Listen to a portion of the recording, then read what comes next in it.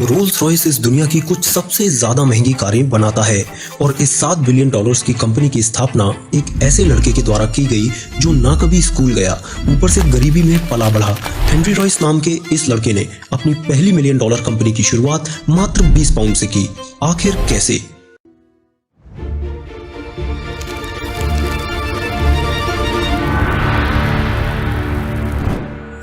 Henry का जन्म 1863 में हुआ था। उनके माता पिता जेम्स और मैरी एक फ्लावर मिल चलाते थे, लेकिन दुर्भाग्य से फैमिली बिजनेस उतना अच्छा नहीं चल रहा था और वे 1867 तक दिवालिया हो गए, जिसकी वजह से परिवार को काम की तलाश में लंदन जाना पड़ा।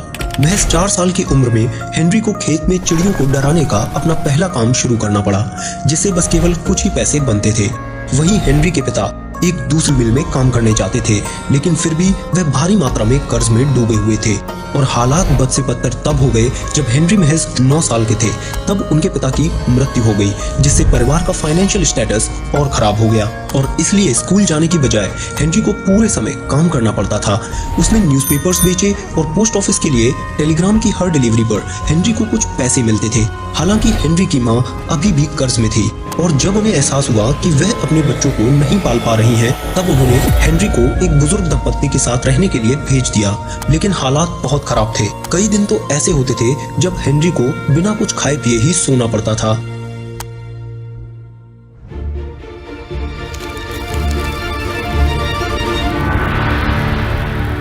कुपोषण के साथ कड़ी मेहनत की वजह से उसे जीवन भर स्वास्थ्य समस्याओं से ग्रसित रहना पड़ा। जब हेनरी 15 वर्ष के थे, तब उनकी चाची ने ग्रीन नॉर्दर्न रेलवे कंपनी के साथ ट्रेनी के तौर पर शामिल होने के लिए आवश्यक छोटी सी फीस देकर हेनरी की शिक्षा में मदद करने की कोशिश की। ट्रेनिंग प्रोग्राम में पैसे देने के बाद अपने घर में हेनरी को रखने के लिए उनकी चाची के पास पैसे नहीं थे, जिसकी वजह से हेनरी को वहां से जाना पड़ा। लेकिन सौभाग्य से हेनरी को जॉर्ज येरो नाम के आदमी के साथ रहने को मिला, जिनका लड़का भी उसी ट्रेनिंग प्रोग्राम की तैयारी कर रहा था। रात में जॉर्ज दोनों लड़कों को अलग अलग तरह के औजारों का उपयोग करना सिखाते थे। हेनरी को यह सब बहुत आकर्षक लगने लगा और धीरे धीरे वो प्रैक्टिस में कई घंटे बिताने लगा और एक बच्चा होने के बावजूद वह नियमित रूप से जॉर्ज के बगीचे के शेड में बहुत ही सुंदर मॉडल के ब्रास व्हील बैरोज बनाने लगा। भले ही हेनरी के पास इतनी शिक्षा नहीं थी, लेकिन वह अपने हाथों से कुशल था। उसके पास एक अविश्वसनीय कार्यशैली थी। दुर्भाग्य से उसकी चाची का पैसा उसकी ट्रेनिंग के 3 साल तक ही चला, जिसकी वजह से उसे ट्रेनिंग बीच में ही छोड़नी पड़ी। लेकिन उसके बाद 17 साल की उम्र में हेनरी ने लीड्स में एक उपकरण बनाने वाली कंपनी के साथ काम करना शुरू किया, जहां उसे प्रति घंटे केवल 1 पैसा मिलता था। फिर वह लिवरपूल में electric light and power company में चला गया। वह अपने साथियों की तुलना में कड़ी मेहनत और लंबे समय तक काम करता था और अक्सर इलेक्ट्रॉनिक्स में बिजी रहने की वजह से खाना खाना भी भूल जाता था। अलग अलग नौकरियां करके उसने जितने भी पैसे बचाए थे, उससे उसने इंजीनियरिंग क्लासेस लेने के लिए सिटी एंड गिल्ड्स इंस्टीट्यूट में एडमिशन लिया। इन क्लासेस में उसने जो कुछ भी सीखा, उसकी मदद से उसे अब तक की अपनी जिंदगी की सबसे बेहतरीन नौकरी चीफ इलेक्ट्रीशियन के रूप में मैक्सिम वेस्टर्न इलेक्ट्रिक कंपनी में हासिल हुई। हेनरी को लगा कि आखिरकार वह उन्नति कर रहा है, लेकिन 1884 में कंपनी डूब गई और हेनरी को एक बार फिर से बेरोजगार रहना पड़ा। ऐसा लग रहा था कि वह चाहे कितनी भी कोशिश कर ले, तरक्की नहीं कर पाएगा। लेकिन इस बार एक अलग कंपनी में दूसरी नई नौकरी की तलाश करने की बजाय हेनरी ने फैसला किया कि वह अपनी खुद की कंपनी शुरू करेगा। भले ही वह गरीब परिवार से आया था, लेकिन हेनरी को लगा कि उसके जीवन में इससे बढ़कर भी कुछ होना चाहिए और इसलिए उसने फैसला किया कि वह अपना खुद का बिजनेस करेगा। बेशक वह जानता था कि उसे कुछ मदद की जरूरत है, इसलिए उसने अपने सभी साथी कर्मचारियों को अपने साथ जुड़ने के लिए मनाने की कोशिश की। उनमें से अर्नेस्ट क्लेयरमोंट नाम का एक दोस्त जोखिम लेने के लिए तैयार हो गया। वह भी एक इंजीनियर था और दोनों ने मिलकर 1884 में F.H. रॉयस एंड कंपनी नामक एक कंपनी शुरू की। उस समय हेनरी के पास केवल 20 और उसके दोस्त अर्नेस्ट के पास 50 पाउंड थे, लेकिन उनके पास जो भी थोड़ी बहुत बचत थी उसे उन्होंने इकट्ठा किया और एक साथ बिजली की फिटिंग बनाने का कारोबार शुरू कर दिया। उन्होंने मैनचेस्टर में कुक स्ट्रीट पर एक दुकान किराए पर ली और उसके ऊपर बने हुए कमरे में दोनों रहते थे। खाना खाने के पैसे न होने के कारण वह हर दिन सैंडविच बनाते थे और इस तरह उनके सफल होने की संभावना लगभग ना के बराबर थी। लेकिन सेल्फ डाउट करने की बजाय हेनरी ने वही किया जो वह हमेशा से करता चला आ रहा था। उन्होंने बाकी लोगों की तुलना में कड़ी मेहनत की और सुनिश्चित किया कि उनका बनाया हुआ प्रोडक्ट मार्केट में सबसे बेहतर हो। काफी टेस्टिंग के बाद उन्होंने अपना पहला सफल प्रोडक्ट इलेक्ट्रिक डोरबेल बनाया, जो बहुत तेजी से बिकने लगा और हेनरी को अपने ग्राहकों के लिए देर रात तक काम करने के लिए जाना जाने लगा। धीरे धीरे उनका व्यापार बढ़ने लगा उन्होंने कई नए प्रोडक्ट्स बनाए, जैसे कि जनरेटर और इलेक्ट्रिक ट्रेन। 1897 में उनके पास 6000 पाउंड का ऑर्डर था, जो ठीक 12 महीने बाद 20,000 पाउंड तक पहुंच गया। 1899 तक कंपनी की शेयर पूंजी 30,000 पाउंड हो गई। आज के समय में यह आपको ज्यादा नहीं लग रहा होगा, लेकिन इन्फ्लेशन को देखें तो यह आज लगभग $1 मिलियन के बराबर होगा। इतनी सफलता के बावजूद हेनरी के दिमाग में कुछ और चल रहा था। वह दुनिया की सबसे शानदार कार बनाना चाहता था, लेकिन उससे पहले हेनरी को अभी एक और मामला निपटाना था। पहली अपार सफलता के बाद हेनरी और उसके दोस्त अर्नेस्ट ने फैसला किया और उन्होंने 2 बहनों की जोड़ी एडिथ और मिनी पंट से शादी कर ली, और इस तरह बिजनेस पार्टनर होने के साथ साथ अब वह दोनों फैमिली का भी हिस्सा बन गए।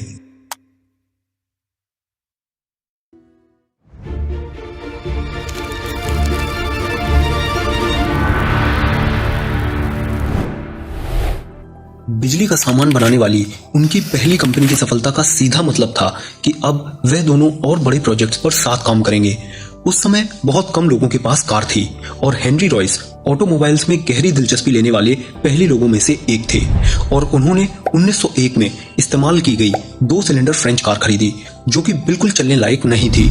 लेकिन अगले ही दिन हेनरी ने उसे सुधार कर चलने लायक बना दिया, और यही रुकने की बजाय हेनरी ने उसमें पाई गई सभी खामियों को दूर किया, और आखिरकार हेनरी ने फैसला किया कि उन्हें अपनी खुद की कार बनानी चाहिए। 1904 में उन्होंने 3 कारों का निर्माण किया, जिनका मॉडल नेम रॉयस 10 रखा। पहली कार उन्होंने अपने लिए, दूसरी अपने बिजनेस पार्टनर के लिए, और तीसरी कार उन्होंने एक ऐसे व्यक्ति को बेची जो इनसे इतना प्रभावित हुआ कि उसने हेनरी को चार्ल्स रोल्स नाम के एक कार डीलर से मिलवाया। जब चार्ल्स रोल्स हेनरी से मिले तो निश्चित रूप से किसी ने कल्पना भी नहीं की थी कि वे मिलकर कितना बड़ा इतिहास रचने वाले हैं, क्योंकि दोनों का बैकग्राउंड बिल्कुल अपोजिट था।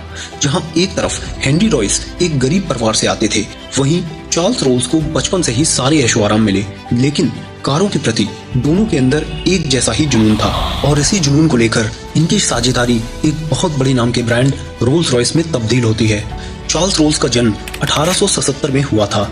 छोटी उम्र से ही उन्हें मैकेनिकल ऑब्जेक्ट्स के साथ छेड़छाड़ करना बहुत पसंद था, जिसकी वजह से उनके दोस्त उन्हें डर्टी रोल्स के नाम से पुकारते थे। चार्ल्स यूके में कार रखने वाले सबसे पहले लोगों में से एक थे। उन्होंने अपनी पहली कार 18 साल की उम्र में ही खरीद ली थी, और उन्हें कारों से इतना प्यार था कि उनके पिता ने उन्हें कार डीलरशिप खोलने के लिए पैसे दे दिए। उनकी डीलरशिप का नाम CS रोल्स एंड कंपनी था, जहां पर वे फ्रांस से इंपोर्ट की गई कारों को अंग्रेजों को बेचते थे। चार्ल्स रोल्स मोटरहेड कम्युनिटी में काफी ज्यादा फेमस थे, और उनके पास 83 मील प्रति घंटे की ड्राइविंग का अनऑफिशियल रिकॉर्ड भी था। आज के समय में यह आपको उतना ज्यादा प्रभावशाली नहीं लग रहा होगा, लेकिन उस समय यह रिकॉर्ड अविश्वसनीय था। रोल्स वास्तव में एक साहसी व्यक्ति के रूप में जाने जाते थे, क्योंकि उन्होंने 1903 में पेरिस से Madrid town to town race में हिस्सा लिया था, जिसमें 34 ड्राइवरों और दर्शकों की मौत हो गई थी। रोल्स साल दर साल खतरनाक कार रेसिंग कॉम्पिटिशन्स में हिस्सा लेते थे। वे न केवल तेज कार चलाने के प्रशंसक थे, बल्कि वे एक एविएटर भी थे। वे ग्रेट ब्रिटेन में पायलट का लाइसेंस रखने वाले दूसरे व्यक्ति बन गए। उन्होंने राइट फ्लायर नाम के विमान में 200 से ज्यादा उड़ानें भरी। स्पष्ट रूप से रोल्स को लग्जरी पसंद थी। वे 3 और 4 सिलेंडर वाली कारों के प्रशंसक थे, लेकिन जब उन्होंने हेनरी द्वारा बनाई गई 2 सिलेंडर कार चलाई तो वह रॉयस 10 की क्वालिटी से प्रभावित हो गए, और उन्होंने तुरंत हेनरी को अपने साथ काम करने के लिए कहा। उस शाम रोल्स उसी रॉयस 10 में वापस लंदन चले गए। आधी रात में उन्होंने अपने बिजनेस पार्टनर को जगाकर कहा कि उन्हें अभी अभी दुनिया का सबसे बेहतरीन मोटर इंजीनियर मिला है। –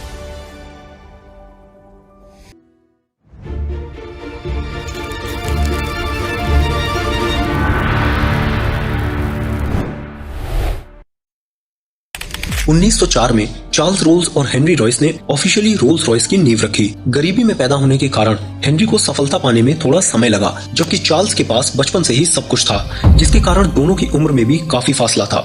जहां चार्ल्स केवल 27 साल के थे, वहीं हेनरी की उम्र लगभग 41 साल थी। दोनों की पार्टनरशिप खूब रंग लाई। हेनरी के पास कई सालों का इलेक्ट्रॉनिक्स एंड मैकेनिकल ऑब्जेक्ट्स बनाने का अनुभव था, और चार्ल्स के पास नई उमंग और जोश। चार्ल्स एक बढ़िया बिजनेसमैन थे जो मार्केटिंग का उपयोग करना जानते थे। उन्होंने उच्च वर्ग में अपने संबंधों का इस्तेमाल किया। उन्होंने राजनीति, मीडिया और रॉयल्टी में अपने संबंधों का फायदा उठाया और ऐसे ग्राहकों को ढूंढा जो उनकी लग्जरी कारों को खरीद सकते थे। चार्ल्स और हेनरी एक दूसरे के पूरक थे, क्योंकि वे दोनों अपनी अपनी कला में माहिर थे। 1904 में उन्होंने द पेरिस मोटर शो में अपनी पहली कार रोल्स रॉयस 10 HP को दिखाया और उस कार को उन्होंने चार्ल्स की कार डीलरशिप से 395 पाउंड्स में बेचा, जो कि आज $10,000 के बराबर होगा। उन्होंने ऐसी केवल 16 कारें बनाई थी और इनमें से आज अगर आपको कोई भी कार मिल जाए तो यह बहुत बड़ी बात होगी। इनमें से एक कार 2007 में नीलामी में 3.2 मिलियन पाउंड्स की बेची गई थी। उन्होंने अपनी दूसरी car Rolls Royce silver ghost को मार्केट में 1906 में उतारा। सिल्वर घोस्ट के सभी मेटल पार्ट्स सिल्वर और एल्यूमिनियम से कोटेड थे। 15,000 माइल्स चलाने के बाद उन्होंने दर्शकों के सामने एक स्टंट करने का सोचा। उन्होंने सिल्वर घोस्ट का इंजन चालू किया और उसके ऊपर एक गिलास पानी रख दिया और लोगों को आश्चर्य इस बात का हुआ कि गिलास से बाहर पानी की एक बूंद भी नहीं गिरी, जिससे साफ जाहिर होता है कि सिल्वर घोस्ट का इंजन बिल्कुल शांत था।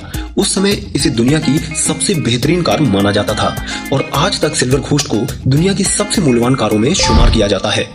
जब वे ऑटोमोबाइल की दुनिया में काफी फेमस हो गए, तब चार्ल्स ने हेनरी को हवाई जहाज का इंजन बनाने के लिए मनाने की कोशिश की, क्योंकि चार्ल्स का दूसरा जुनून उड़ना था, लेकिन हेनरी ने साफ इनकार कर दिया।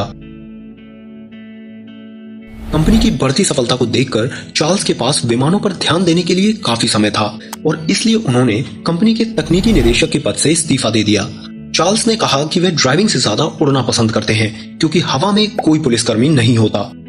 1909 में उन्होंने अपना राइट फ्लायर विमान खरीदा और एक साल बाद चार्ल्स इंग्लिश चैनल को उड़ान भरकर पार करने वाले दुनिया के पहले व्यक्ति बन गए। लेकिन अफसोस की बात यह है कि 1910 में एक एयर शो के दौरान जब चार्ल्स लैंडिंग कर रहे थे, तब उनका विमान अचानक से दुर्घटनाग्रस्त हो गया और चार्ल्स की मृत्यु हो गई। चार्ल्स रोल्स विमान दुर्घटना में मरने वाले ब्रिटेन के पहले नागरिक थे। वे सिर्फ 32 साल के थे।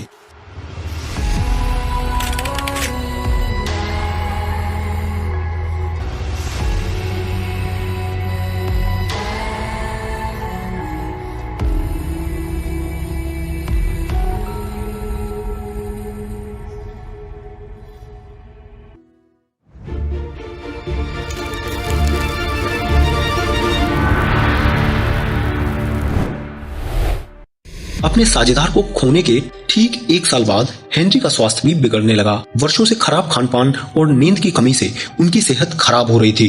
वे रोल्स रॉयस की फैक्ट्री से ज्यादा घर पर समय बिताने लगे। अपने खराब स्वास्थ्य के बावजूद हेनरी रॉयस ने कड़ी मेहनत करना जारी रखा। वे अपने बिस्तर से ही डिजाइन के स्केचेस बनाने लगे। भले ही हेनरी ने वर्षों तक हवाई जहाज के इंजन बनाने से इनकार किया, लेकिन फर्स्ट वर्ल्ड वॉर से ठीक पहले उन्हें इंजन्स बनाने के लिए मजबूर होना पड़ा। 1914 में उन्होंने रोल्स रॉयस ईगल इंजन बनाया, जो कि मित्र देशों के सभी विमानों में इस्तेमाल किया गया और यहीं से रोल्स रॉयस की एंट्री प्लेन इंजन मैन्युफैक्चरिंग की दुनिया में होती है। 1921 तक उनकी कारों की डिमांड इतनी बढ़ गई कि 3 साल का बैकलॉग हो गया और इसलिए उन्होंने स्प्रिंगफील्ड मैसाचुसेट्स में एक नई अमेरिकन रोल्स रॉयस फैक्ट्री खोली। 10 सालों के अंदर उन्होंने उस फैक्ट्री से 2944 कारें बनाई और अगर यह आपको ज्यादा नहीं लगता तो मैं आपको बता दूं कि रोल्स रॉयस बहुत ही हाई क्वालिटी कार्स बनाने में विश्वास रखती है, फिर चाहे उसे बनाने में कितना भी समय क्यों ना लग जाए। आज भी यह बिल्कुल सच है। सब कुछ अभी भी हाथों से ही बनाया जाता है और एक कार को पूरा बनाने में लगभग 6 महीनों का समय लग जाता है। 1930 में हेनरी रॉयस को order of the British Empire से सम्मानित किया गया। ठीक 3 साल बाद 70 साल की उम्र में उनकी मृत्यु हो गई। चाहे वे कितना भी बीमार क्यों ना हो, उन्होंने काम करना कभी नहीं छोड़ा। अपनी मृत्यु से एक रात पहले उन्होंने एक लिफाफे के पीछे एक एडजस्टेबल शॉक ऑब्जर्वर का एक स्केच बनाया और अपनी नर्स से कहा कि वह इसे फैक्ट्री के मजदूरों तक पहुंचा दे। स्केच पहुंचने से पहले ही उनकी मृत्यु हो गई।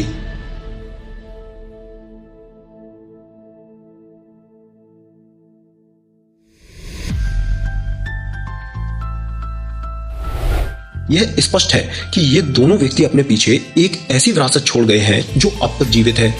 रोल्स रॉयस ने उनकी मृत्यु के बाद लंबे समय तक वाहन बनाना जारी रखा और आज कंपनी की वैल्यूएशन लगभग $7 बिलियन से भी ज्यादा है।